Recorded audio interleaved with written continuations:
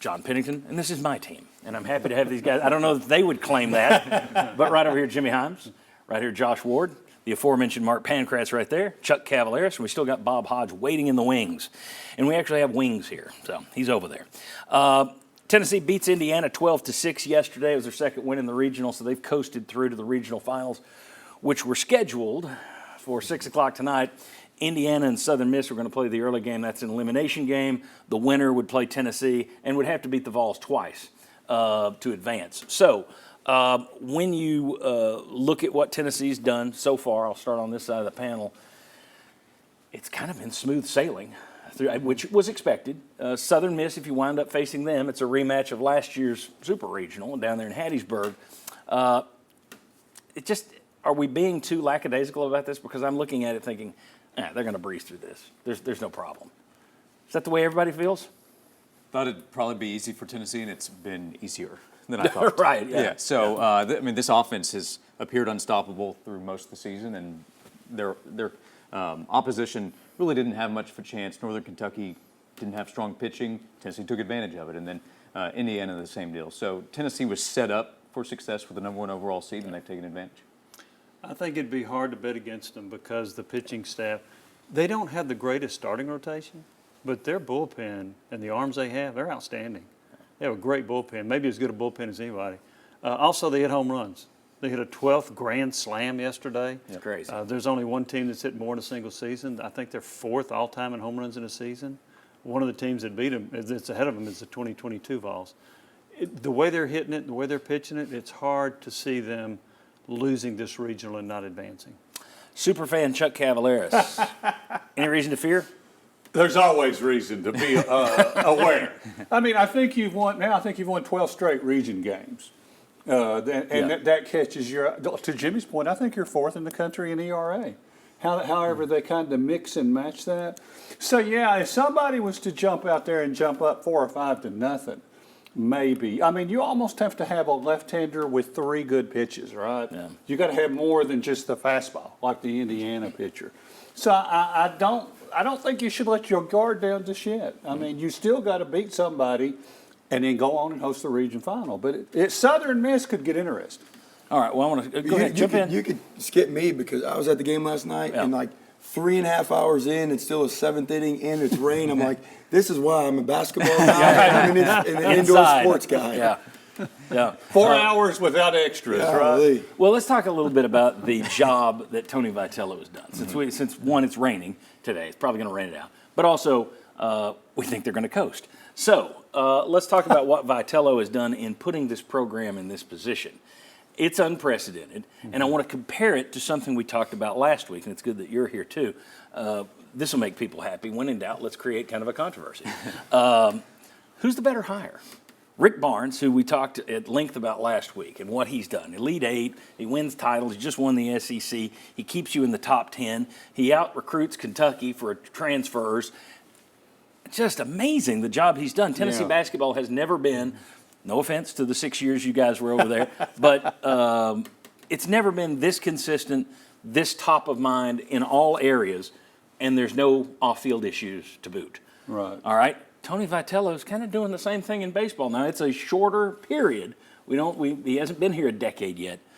But what he's done is he's taken a program that has had its moments, but never consistent quality like he's got it going right now.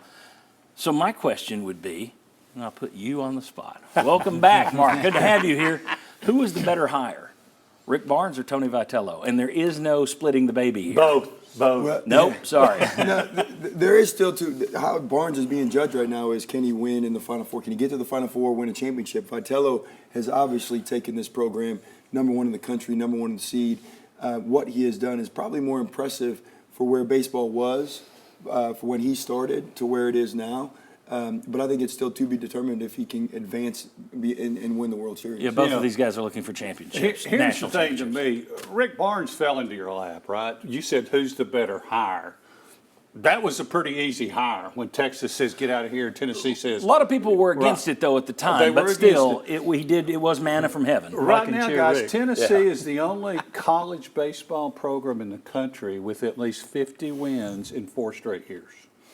And what he has done for Vitello for this time of year, where you're getting all this free publicity for your university, you're ranked number one, you're the number one seed. I'm going to say Tony Vitello is the better hire because you had to go find him. All right, so we got 2 Vitellos over here. Do we have a Barnes? Make it 3. When I look at what Vitello's done, and it's been a shorter period of time, he's been to the College World Series twice, which to me, it's 8 teams that go, right? So I'm going to equate that to an Elite 8. Barnes has been to 1 Elite 8. I think, Chuck, that Tennessee's won 50 games 3 of the last 4 years, I think. They had won 50 games prior to Vitello's arrival. Look at the attendance. Look at the interest. Look at the block parties they're having. I would, by narrow margin, I would go with Tony Vitello. Okay, Josh? Yeah, it's a sweep. Barnes is terrific. Terrific. Everybody recognizes that. But I would also add SEC baseball is as good as it gets, top to bottom. Yes. He entered a conference, Tony Vitello did, with Tennessee at or near the bottom of the league, having to jump over a bunch of national title contenders. SEC basketball is not that. It's a good league, and it's getting better. But where Tennessee was when Vitello arrived and who he had to beat out to put Tennessee in a position where it's the number 1 team in the country 2 out of 3 years, number 1 overall in the tournament, is remarkable. It's almost unreal what he's done, except for having seen it happen. Can I 2 more points on that? Vitello, when we're in the NIL era, Vitello's personality and recruiting is a win for him compared to Barnes. You know, Barnes being older, where he's at. Hadn't hurt him. It's not hurt him, but if you're looking at his age and his personality over the next 5 to 10 years of a program, if you're trying to build a program, I think Vitello on the NIL.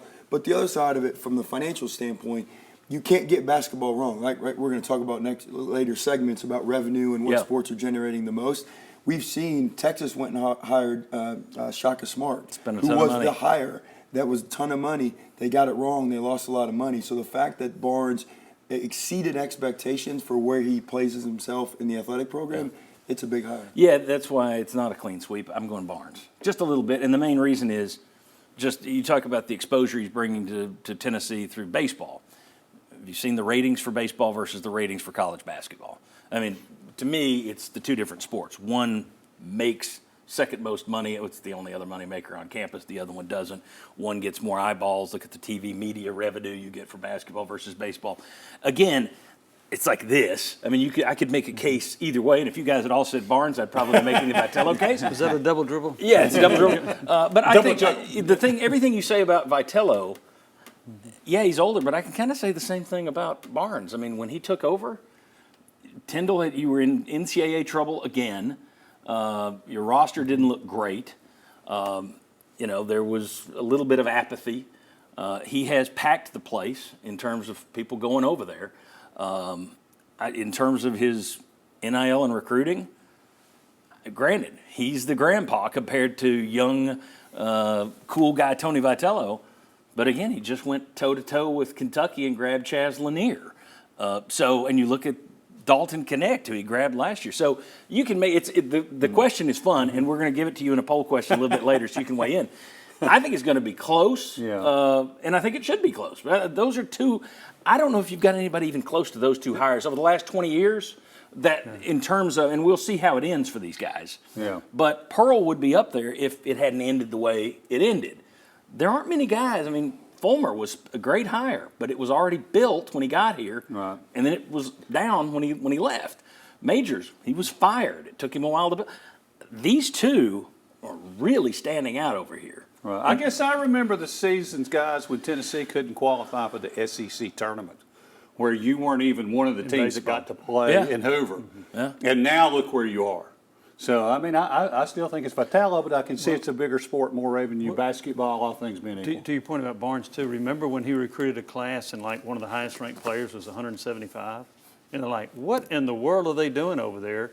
And one of those guys ended up being the 2-time SEC Player of the Year. Right. Yeah. That's pretty strong. In the NBA, in developing your players. Yeah, it's an embarrassment of riches in terms. And the interesting thing is, kudos to John Curry for the Vitello hire, and Dave Hart, the unpopular Dave Hart, for the Rick Barnes hire. All right, when we come back, let's dive into Tennessee's new-look basketball roster. We held off last week.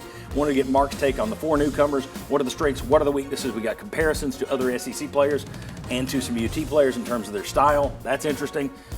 Much more to come. Come on back. We'll talk basketball next.